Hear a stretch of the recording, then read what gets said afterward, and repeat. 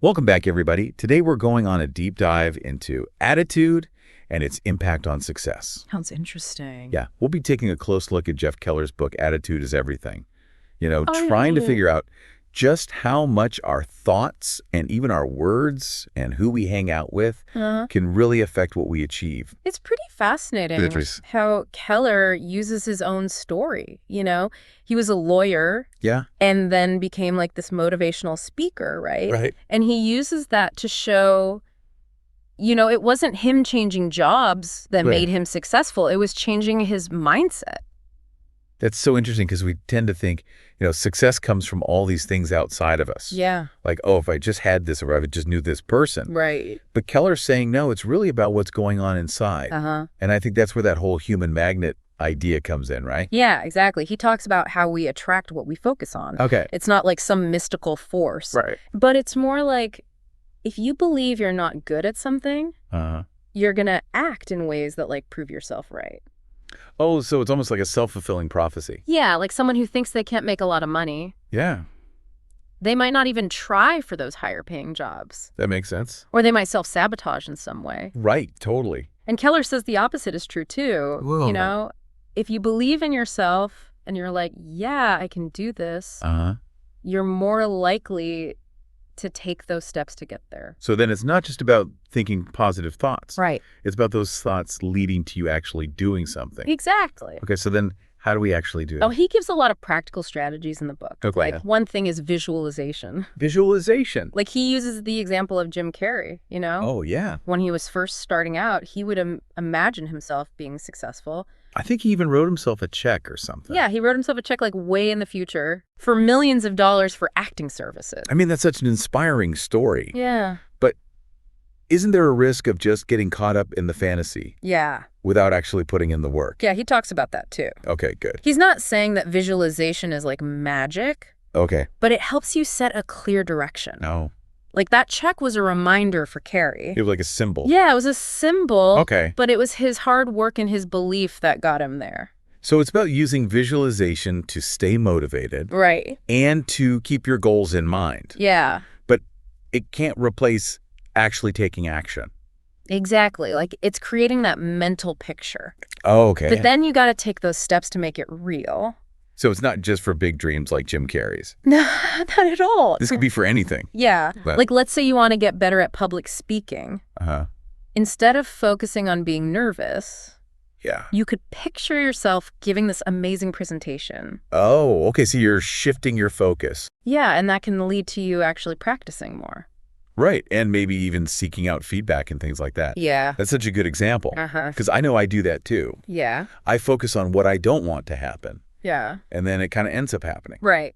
So, okay. So we've got visualization as one strategy. Uh-huh. What are some other ways that Keller says we can actively create this mindset for success? Well, he also talks about the power of our words. Our words. Yeah. He says that even those little phrases we use, like, I'm okay, or could be worse. Yeah. I say those all the time. Yeah. And they can actually reinforce this feeling of mediocrity. Oh, wow. I never thought about it like that. Yeah, it's subtle. So you're saying we should go around telling everyone we're fantastic? No, not necessarily. Right. It's not about faking it, Yeah. but it's about being mindful of the language we use. Because it affects our thinking. Yeah, because it can influence our subconscious beliefs. And those beliefs shape our reality. Okay. So instead of saying, I'm okay, Right. you could try saying, I'm doing great. Even if you're not feeling it. Yeah, even if you're not feeling it. Yeah. It can actually shift your energy Mhm.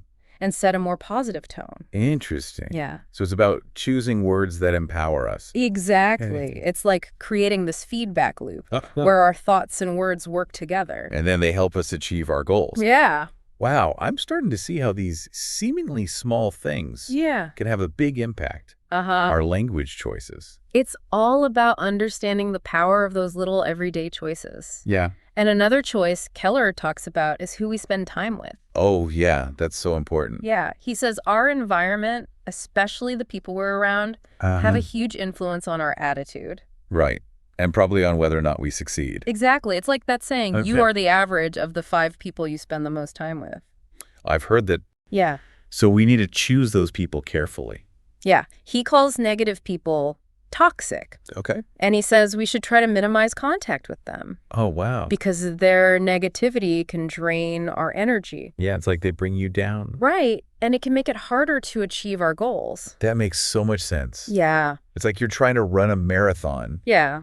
But you're carrying like a 50-pound weight. Right.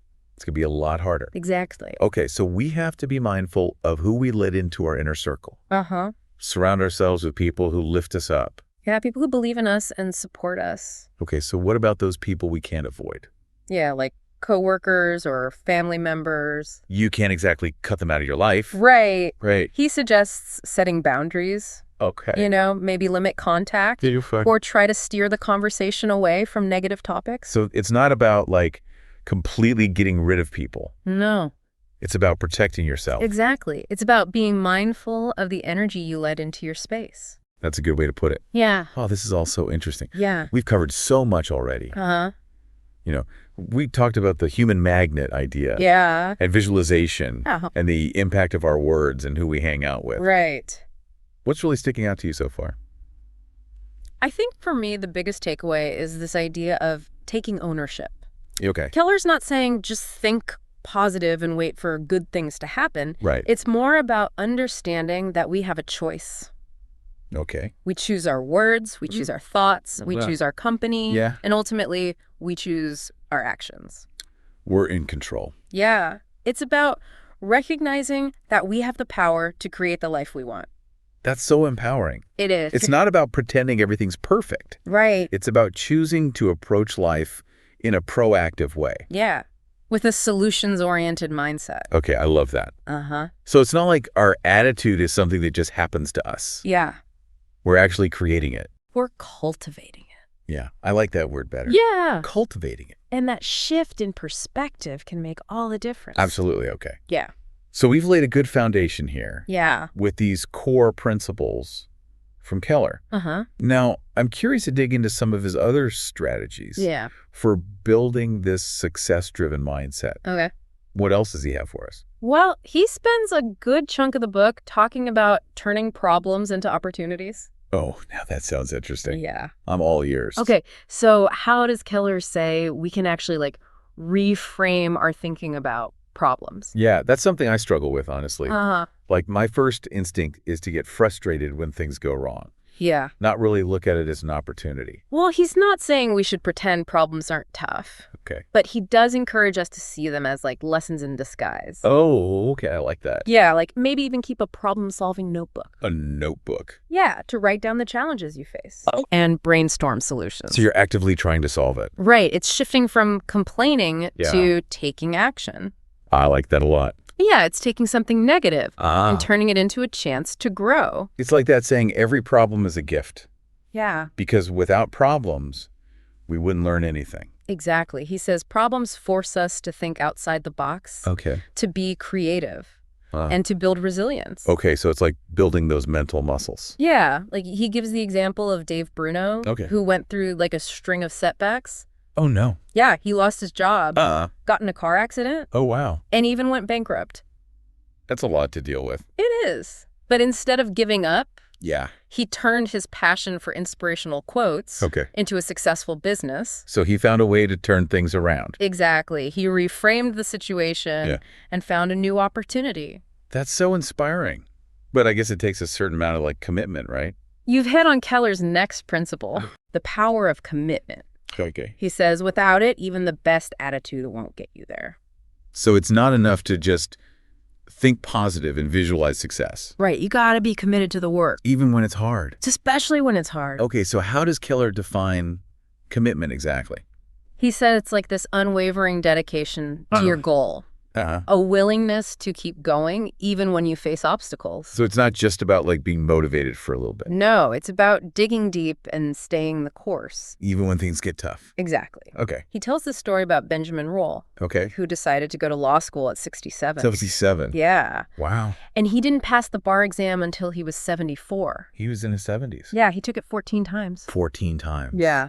That's incredible. Well, it shows you age is no barrier. Wow. If you have that commitment. Right. Keller says when we truly commit, the how often reveals itself along the way. Oh, that's interesting. You might not have all the answers up front, But by taking action, you open yourself up to new possibilities. So it's like trusting the process. Yeah, and being open to detours. Because things don't always go as planned. Right, and when that happens, Keller says to embrace those setbacks as learning opportunities. He has a whole chapter on reframing failure. He says it's not the end. It's just a step on the path to success. You know, a lot of us see failure as like this personal thing. Yeah, like a reflection of our worth. Exactly. How do we shift that? He says failure is part of learning. Every successful person has had setbacks. Right. It's about learning from them and getting back up. So it's about resilience. Yeah, bouncing back. Okay. And one way he suggests building resilience is through gratitude. Gratitude. Yeah. Okay. He says focusing on what we're grateful for can help us shift our perspective. Even when things are hard. Yeah, it's easy to get caught in negativity. It is. But gratitude helps us appreciate the good things. Okay, so it's not about denying the challenges. Right. It's about finding the good. Exactly. He suggests keeping a gratitude journal. A journal? Yeah, to write down things you're thankful for. So you're actively looking for those things. Right. And it can really shift your focus to the positive. Okay. Which can make you happier and more resilient. That's a good tip. Uh-huh. I like that. It's like that quote. Yeah. Gratitude turns what we have into enough. That's so true. It is. And when we focus on what we have, we create a more abundant mindset. Okay. Which can attract success. Okay, so we've talked about reframing problems. Yeah. Embracing commitment. And cultivating gratitude. Right. Building a success-driven mindset is like a lot of different things. It is. It's multifaceted. What other areas does Keller talk about? Well, he also goes into building strong relationships. Oh, wait. And creating a supportive network. Okay. He calls it networking that gets results. Okay, but I always think of networking as those awkward events where you're just exchanging business cards. Right. How is Keller's approach different?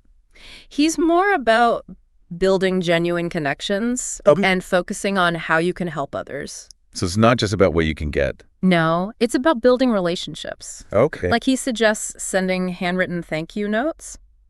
Oh, that's a nice touch. Yeah, or congratulatory cards. Uh-huh. Or even just calling someone to check in. Just to see how they're doing. Yeah, those small gestures go a long way. It's about being genuine. Right. Showing that you care. And those connections can be so valuable. They can provide support and guidance. Yeah. And even open doors to new opportunities. So it's like building a support system. Yeah. To help you on your journey. Exactly. And I bet having a positive attitude makes a big difference in networking. It does. If you're genuinely interested in connecting, you're more likely to attract positive relationships. So it's a win-win. Exactly. You're helping others and expanding your own opportunities. This is great stuff. Yeah.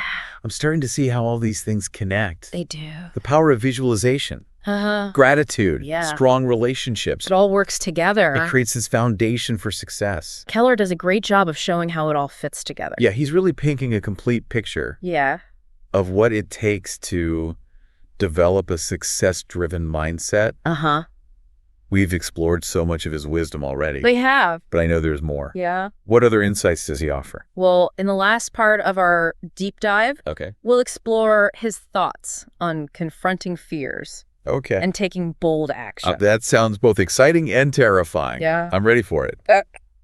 Okay, so we're back for the final part of our deep dive into Attitude is Everything. Awesome. We've talked about so much, the power of our thoughts, the words we use, building those strong relationships. Important stuff. It is. And now I think it's time to talk about something that can be kind of scary. Oh, what's that? Facing our fears. Yeah. And taking action. Really going for it. Makes sense that Keller would talk about that. He does. He dedicates a big chunk of the book to it. Okay. He says, if we want to achieve those big goals, we have to get comfortable with being uncomfortable. Oh, I see. And be willing to take some risks. So it's like that whole taking ownership thing again? Exactly. It all ties together. Yeah. But fear can be so paralyzing. It can, for sure. How does Keller say we can overcome it? He has a few strategies. Right. One is to reframe how we think about fear. Okay. How do we do that? Instead of focusing on what could go wrong, like failing or feeling embarrassed, focus on the courage it takes to just try. Oh, so like even trying is a win. Exactly. It's a step outside your comfort zone. That's a good point. Yeah. And there's actually research on this. Really? Yeah. Studies have shown that people who embrace discomfort and take risks are more likely to reach their goals. That makes sense when you think about it. Yeah, if you avoid discomfort, you also avoid opportunities. Right, it's like you're limiting yourself. Exactly. So, okay, reframing fear. Got it. Okay. And he also talks about embracing failure. Wait, embrace failure. Yeah. How can we embrace something that feels so negative? Well, Keller says failure isn't the opposite of success. Okay. It's part of it. Okay. Like it's a stepping stone. Okay. He wants us to see setbacks as feedback. Feedback. Yeah, like information we can use to learn and grow. Oh, so it's not a personal attack. Right. It's an opportunity to get better. I think I've heard that called a growth mindset. You have. Where you see challenges as chances to learn. Exactly. And Keller has this great example about James Dyson. A vacuum guy. Yeah, the inventor of the Dyson vacuum. Okay. Do you know how many prototypes he made before he got it right? How many? Over 5,000. 5,000? Yeah. Wow. And it took him 15 years. He must have had a lot of failures along the way. He did, but he never gave up. That's amazing. It is, and it shows that failure is just a detour. Right, it's not the end of the road. And that's where commitment comes back in. Right, exactly. You got to have that dedication to your goals. Even when you mess up. Especially when you mess up. It's about remembering your why. Your why. Yeah, the reason you started in the first place. Okay. And using that to keep going. Okay, so we've talked about the power of thoughts, our words, right, relationships, embracing discomfort, and even failure. All important parts of the puzzle. It's like all these pieces come together. They do. To create this success-driven mindset. Keller shows how they all work together. Yeah. To help us reach our goals and live a better life. This deep dive has been really insightful. It has. I feel like I have a whole new perspective. Me too. And remember, you don't have to do everything perfectly. That's a good point. It's about finding what works for you. And experimenting. Yeah. Okay, so as we wrap up, yeah, I want to leave our listeners with a little challenge. Okay, I like it. Remember that post-dated check exercise Keller talks about? Take some time to write yourself a check for your life. 5 years from now. 5 years from now. Yeah. What does it say? Okay. What have you achieved? What does your life look like? Okay. And then ask yourself, what can you start doing today to make that vision a reality? Love it. Even small steps can make a big difference. They can. So keep cultivating that success-driven mindset. And remember, attitude is everything. 恭喜你又听完了一本书，订阅以便不错过更多精彩节目，也别忘了分享给你的朋友，一起快乐听书学英语。